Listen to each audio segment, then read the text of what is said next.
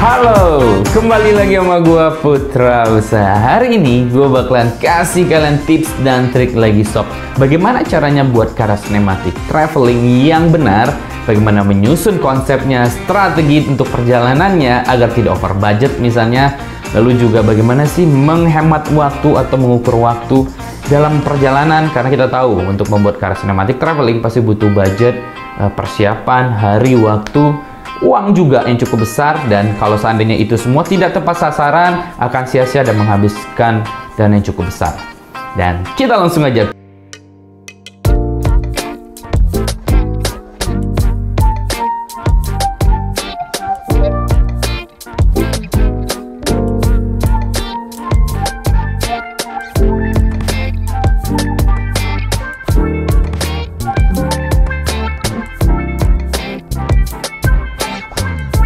Ke tips dan triknya.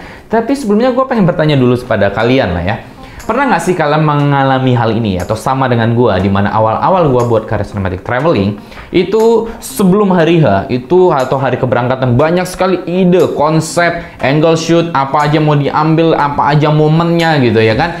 Pas hari H di lokasi ngeblank sob. Bayangkan sudah menuju lokasi misal belasan jam seperti gue dulu Depok ke Pacitan, belasan jam, biaya juga berapa juta, dan hasilnya zong menurut gue. Sampai di lokasi gue panik, semakin ngeblank deh itu. Apa yang mau diambil, bagaimana konsepnya, dimana waktu terus berjalan, dan ya gagal. Nah, untuk menghindari hal seperti itu, kerugian biaya, kerugian waktu, akhirnya gue menyusun beberapa strategi. Yang pertama adalah membuat storyboard atau mungkin juga mood board atau storyline. Kalau misalnya kayak storyboard itu makan biaya yang cukup besar, kalau harus menggambar dan makan waktu. Biasanya gue cukup dengan beberapa poin seperti storyline aja. Misalnya di note smartphone kalian bisa menuliskan beberapa poin atau mungkin bawa laptop.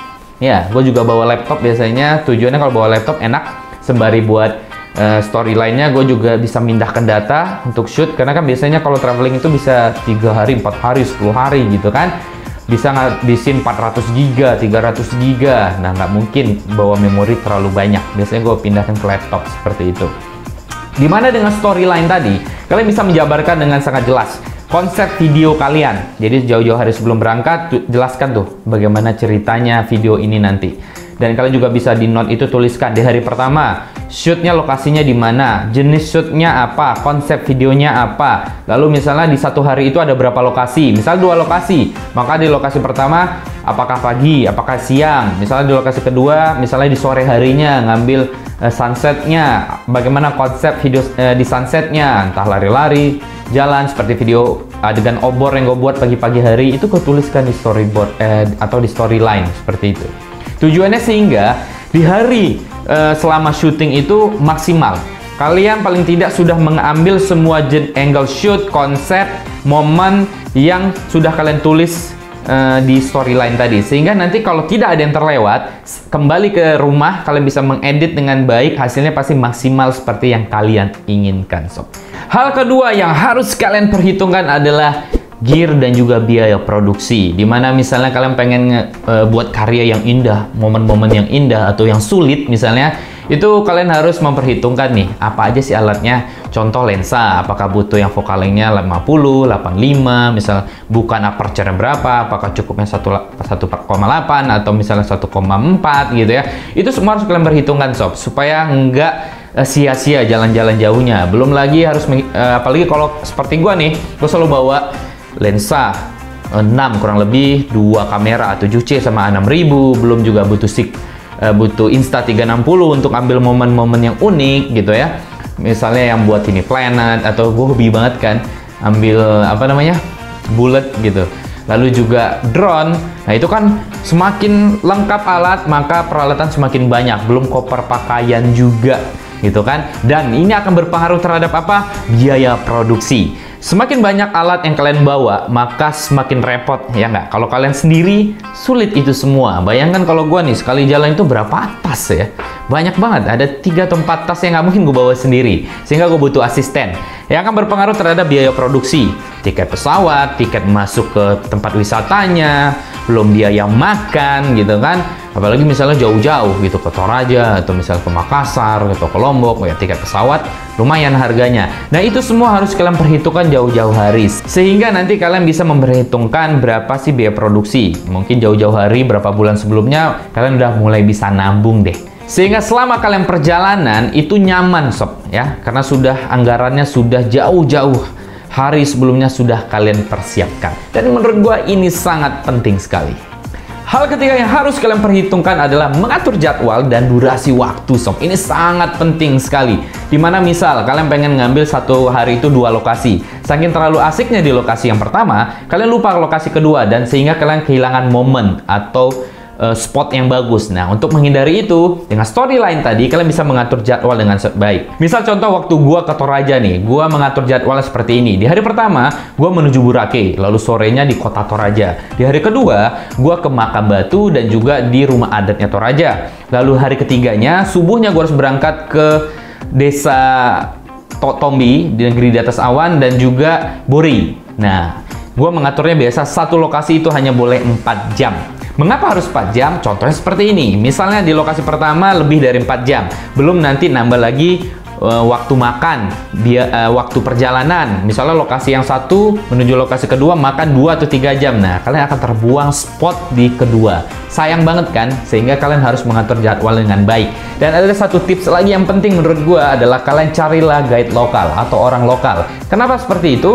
Menghemat waktu dan juga memberitahu spot-spot terbaik tuh di mana aja. Waktu gua Toraja ada Taufik, ada Yusuf yang membantu gua banget untuk mengatakan di sini loh spot terbaik, jam sekian spot ini yang terbaik, lokasi yang terbaik gitu. Nah itu membantu gua untuk mendapatkan footage-footage yang bagus. Dan tips yang keempat adalah mengeksplor dan shooting with eksekusi.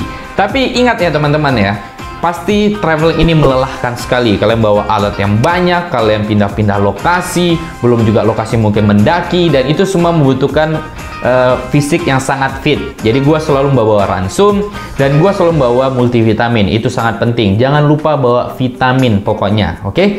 Dan berikutnya, pada saat kalian mengeksplor itu, kalian tinggal mengeluarkan style kalian. Tentu setiap orang itu memiliki karakter dalam membuat videonya. Contoh seperti gua selalu shoot itu pasti ada hyperlapse-nya, ada timelapse-nya, ada circle, ada mode bullet time Insta360, lalu juga ada drone, dan itu semua tinggal kalian eksekusi pada saat proses syuting.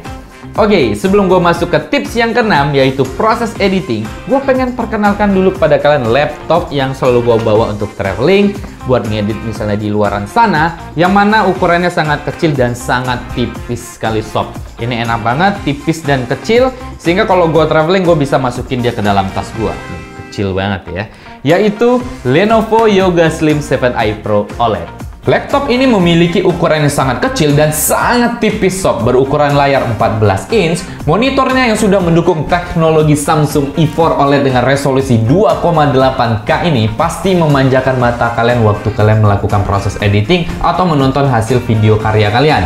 Dan juga nggak bikin pusing waktu kalian melihat monitor dari laptop ini dalam durasi yang sangat lama. Apalagi Yoga Slim 7i Pro OLED ini sudah mendukung sRGB 100% 400 nit, yang artinya buat kita editor jelas ini berguna banget sob. Dimana akurasi warna yang dihasilkan dari laptop ini nanti waktu kalian pindahkan ke TV, ke HP atau device lainnya, warnanya tidak akan meleset. Didukung dengan prosesor Intel Core i7-11370H generasi ke-11 dan RAM 16GB DDR4 dual channel, dan juga memiliki 2 VGA yaitu Intel Iris Xe serta Nvidia GeForce MX 450. Dan sewaktu kalian membeli laptop Lenovo Yoga Slim 7i Pro OLED ini sudah termasuk Windows 10 Home dan Microsoft Office Home and Student 2019 yang asli dan original, berlaku seumur hidup. Wow, enak banget ya.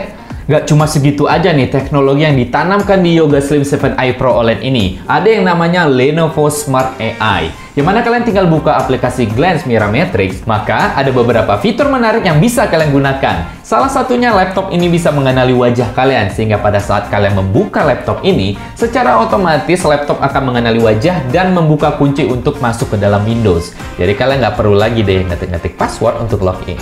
Dan juga kalian bisa membuat mode private shop, yang mana apabila ada orang lain di belakang kalian yang mencoba mengintip kegiatan kalian pada laptop ini, secara otomatis layar akan ngeblur loh. Jadi buat kalian yang nggak suka kerjaannya diintip diam-diam, fitur ini membantu sekali. Dan bila kalian pergi meninggalkan laptop, maka secara otomatis laptop ini akan ngeblur layarnya. Jadi tidak ada orang lain yang tahu akan isi laptop kalian pada saat kalian tidak di depan laptop. Menurut gua, buat kita yang hobi banget traveling, maka laptop ini sangat rekomen banget buat kalian beli. Pertama, ukurannya sangat kecil, lalu dia sangat tipis sekali, powerful juga dengan kemampuan prosesor dan VGA-nya. Apalagi didukung dengan baterai yang Lenovo klaim mampu hingga 18 jam aktifnya. Wow, sangat lama. Oke, kita lanjut lagi nih ke tips dan trik untuk editingnya. Tips edit yang pertama adalah bagaimana kita menyusun folder perharinya di project timeline kalian. Ini khusus untuk di Premiere Pro, yang mana kalau kita traveling itu pasti makan 3, 5, atau bahkan 10 hari. Dan tentu kalau semuanya kalian gado-gadokan di project kalian, bakalan pusing nanti nyarinya. Di sini gue mengasih tips mempercepat proses editingnya seperti ini. Kita akan membagi folder perharinya. Seperti di sini ada new bin, kalian klik aja, lalu beri nama hari 1 gitu ya. Maka lalu kalian tinggal masuk di folder hari pertama ini dan ambil saja seluruh footage yang ada pada saat syuting di hari pertama. Kalau gue selalu disusun, hari pertama itu foldernya seperti ini. Ini syuting di hari pertama semuanya. Syuting hari kedua misalnya, maka semua ada di sini. Dan berikutnya tinggal buat folder hari-hari berikutnya. Seperti new bin, buat lagi misalnya hari kedua. Dan ya tinggal kalian masukin semua footage-footage kalian di hari kedua. Dan ini sangat mempermudah atau menghemat waktu nanti pada saat proses editing sob. Jadi kalian tidak bingung dalam memilih footage yang akan kalian edit.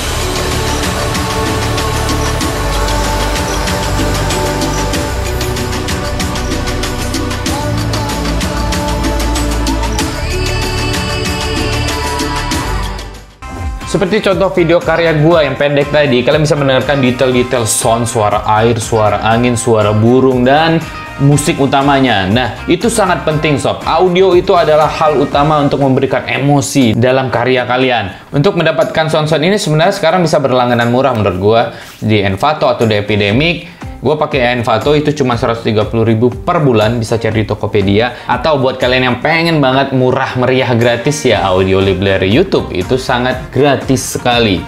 Ingat, jangan pakai yang audio library plus karena itu berbayar. Oke, itu dia tadi 6 tips dari gua bagaimana caranya gua menyusun konsep video cinematic traveling gua selama ini, dan semoga ini bermanfaat. Ingat ya teman-teman, sebuah karya yang indah dibangun dengan keseriusan dan kematangan konsep dan juga perjuangan yang maksimal. Segitu aja mungkin tips dan trik dari gua hari ini, dan semoga ini bermanfaat. Sampai ketemu lagi di vlog gua lainnya.